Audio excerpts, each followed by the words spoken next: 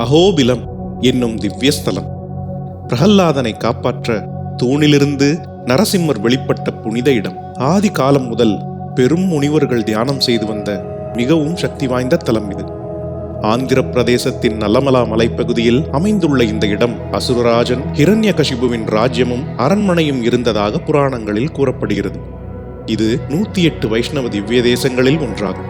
இங்கே நரசிம்ம பெருமான் தூணிலிருந்து வெளிப்பட்டு ஹிரண்யகசிபுவை வதம் செய்தார் என்று நம்பப்படுகிறது. இதுவே நரசிம்ம அவதாரத்தின் மகத்துவத்தை உலகிற்கு எடுத்துக் காட்டியது.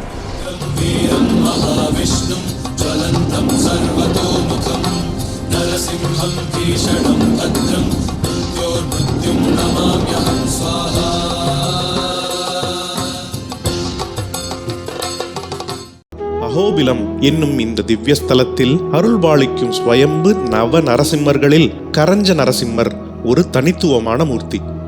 கரஞ்ச அதாவது புங்கை மரத்தின் கீழ் அருள் புரிவதால் கரஞ்ச நரசிம்மர் என அழைக்கப்படுகிறார். பக்தர்களின் மனநிலைக்கு ஏற்றபடி அருள் செய்வது இவரின் சிறப்பு.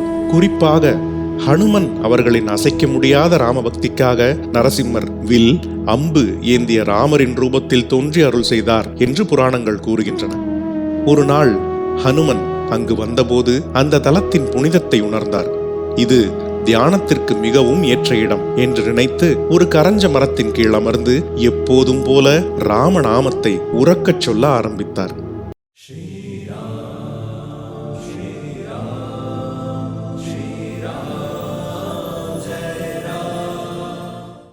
எத்ர எத்ர ரகுநாத கீர்த்தனம் தத்ர தத்ர கிருதமஸ்த காஞ்சலிம் பாஷ்பவாரி பரிபூர்ண லோச்சனம் மாருதிம் நமத ராட்சசாந்தகம்.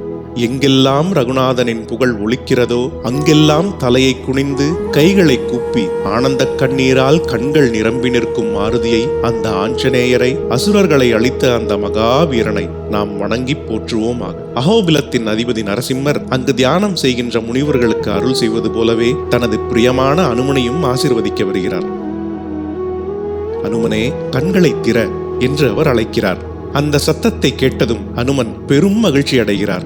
ஆனால் கண்களை திறந்து பார்த்தபோது அவர் எதிர்பார்த்த ரூபம் அல்ல என்பதை உணர்ந்து மனம் கலங்குகிறார். நான் தேடுவது தங்களை அல்ல என்று சொல்லி மீண்டும் கண்களை மூடிக்கொள்கிறார். அனுமனின் மனம் என்ன விரும்புகிறது என்பதை நரசிம்மர் உடனே உணர்கிறார். அவரது ஆழ்ந்த பக்திக்காக தானே வில் மற்றும் அம்பை ஏந்தி நானே உன் ராமன், நானே நரசிம்மன் என்று அருள் செய்கிறார். இப்போது அனுமன் கண்களை திறக்கையில் அவர் காண்பது நரசிம்ம ரூபத்தில் ஸ்ரீராமரையே. உடனே அவர் இறைவனை அறிந்து அவரது திருவடியில் விழுந்து பணிகிறார். அனைத்து ரூபங்களிலும் நாராயணனை உணர்ந்த பிரகல்லாதனுக்காக அஹோபிலத்தில் நரசிம்மர் ஜுவால நரசிம்மராக வெளிப்பட்டார்.